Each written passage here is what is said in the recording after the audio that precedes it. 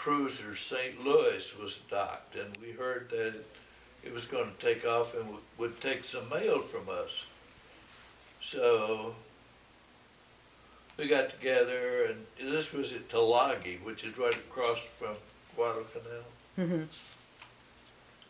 We got like a tank carrier or something and loaded up all the packages and letters and everything and took it over there, and it was about a 5-mile trip or something like that across the bay to where these cruisers were stationed or anchored. We got about halfway, and all of a sudden, helicopters were all flying above us. Boats were coming out, and we didn't know what the hell was going on. We found out that they'd screamed at us that there was a Japanese sub right under us. Oh my God. And they were dropping bombs or depth bombs on the thing to blow it up, and so told us to get the hell out of there. And you know, there's things like that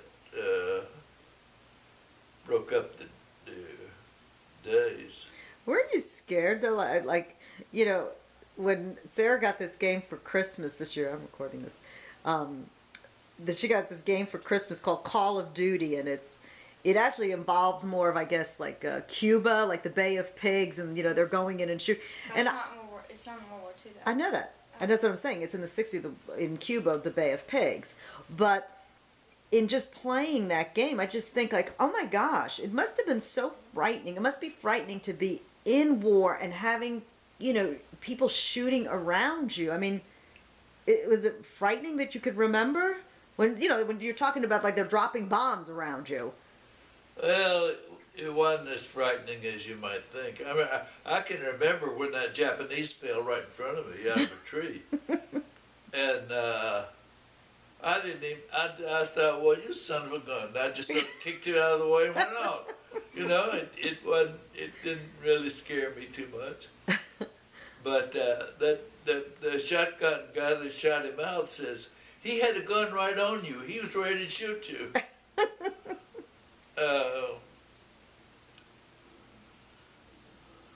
It was sort of a big deal to go over and write money orders for this PT boat outfit. They would come get me in the PT boat. What's a PT boat? What do they call PT? It's patrol something. They're wooden boats built, and they go real fast, and they could carry torpedoes. I guess it's patrol torpedo thing. And a couple of guys would come get me, and I'd just take money orders and a bag. They had a paymaster that came or something and paid them money, and they would want to send some money home. So I would say all the money orders I would write would be $100. That's the maximum you can write a money order for. And I would just take the $100 and cram it in the bag. At the end of the day, I'd have one of these mail bags, one of these little ones, full of money, not even counted. And I'd load up, and they'd take me back at night. It's wonder they hadn't killed me for the money. It would be a lot of money, and nobody even knew I was over there. That would be a good day for you. I went on quite a few of those bombing missions or shooting missions with the Marine Air Corps, because that was my friend from near where I was raised. And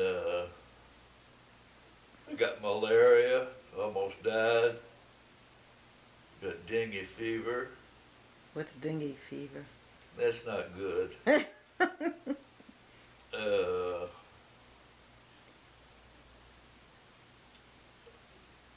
We used to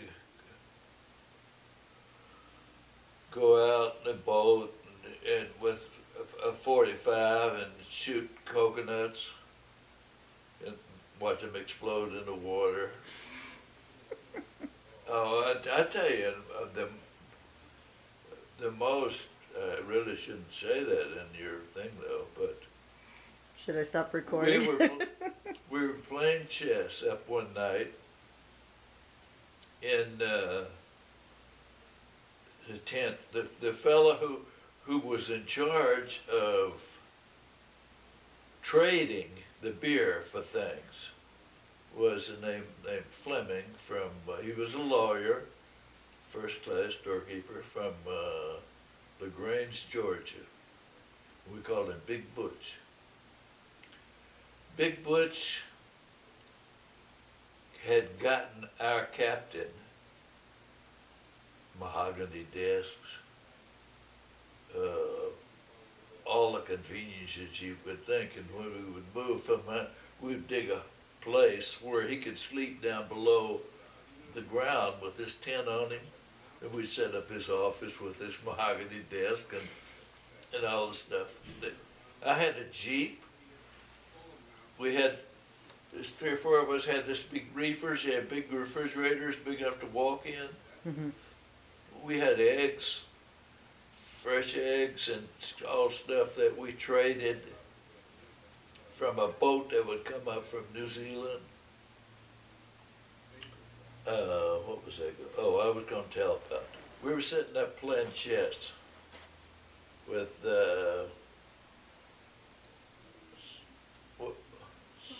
let me see what your mama's doing. Are you gonna listen to my story? I'm listening. I'm always listening to your we were stories. playing chess with Big Butch and a fella from named Guthrie from Texas. Our supply officer had left, and this guy that came back was named Lieutenant Tehan. He'd been out in the Pacific on a boat fighting. They sort of put him off on us because our supply officer had gone back to the States. Nobody liked Tehan.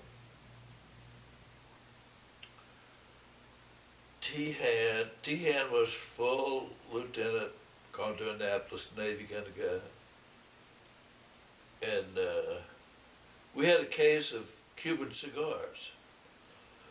I tell you, if you got a shipload of beer, you can get anything in God's world out there with it. And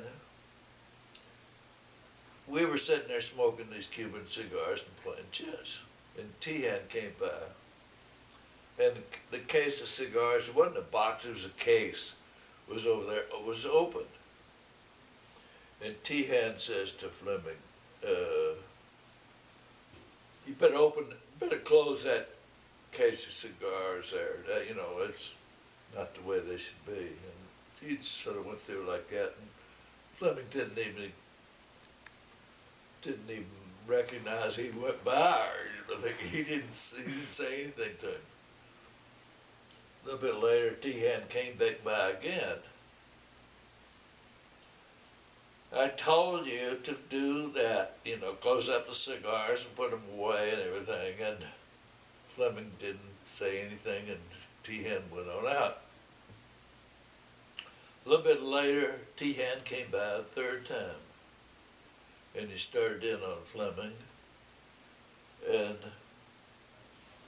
all we wore over there were shorts and a big Navy knife on one side, and I had a .45 pistol that I carried, and a knife, because I had to guard the mail. Well, this Tehan said something to Fleming, and Fleming jumped up, took out his knife, raised up, and was going to just kill Tehan right there. And I jumped up and I grabbed Fleming and the knife and everything, and it threw him down, and man, that Tehan was mad, no doubt. You know, here's a regular seaman kind of guy going to kill a 2-stripe Navy officer. Mm-hmm. Well, T-Head, of course, went to our captain, who was a commander, full commander, who later was head of William and Mary in civilian life. He's the one Fleming had gotten the desks for and everything, and we really took care of him. It was a trial, and they were trying Fleming, and Fleming was the lawyer, as I mentioned. Mm-hmm. He had all his storekeepers primed on what to say. T-Han cussed a lot, and they said they had no respect for him because he was always cussing, calling the commander bad names and whatnot. They used the words then, but they weren't nice. I remember the captain said, "Did he say that?" And whatnot. Well, to make a long story short, T-Han was sent back to sea right then. Fleming was made warrant officer and promoted. That was like, stuff like that went on all the time. And here T-Han probably thought he was going to have the upper hand because he was an officer. He was going to be killed right there. I can tell you that. I saved his life. Because Fleming was going to stick that big knife right through him. Fleming was a big guy. Another incident was, as time went on, the beer diminished from drinking it up and trading it for good things and whatnot. But we still had a Quonset hut full of beer. And the Quonset hut was sort of on the side of a hill where this side had like things holding up the thing to make it level, and this side was ground. So it was on one side it was probably up this high, full of beer. That's a heavy load. Rain came. We were watching a movie on the side of a hill, and it was a hard rain. And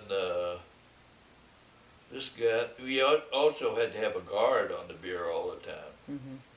Armed guards, because they'd steal it. The big heavy rain came, and he got under this Quonset hut that was on one side to keep from getting wet, and the rain made the Quonset hut came down. Start to shift. On top of B-Bout. Mashed him flatter than a pancake. Killed him. Dead or donut. B-Bout, well, of course that made a big noise. And everybody went up there and they knew B-Bout was under there, and they, got to take the beer out to get to him kind of thing. Well, the beer they just stole it all, just went in all directions. There was B-Bout, dead and flat. B-Bout's father was something, it was like Red Cross or something like that, and was coming out there and was actually going to visit our place within a week.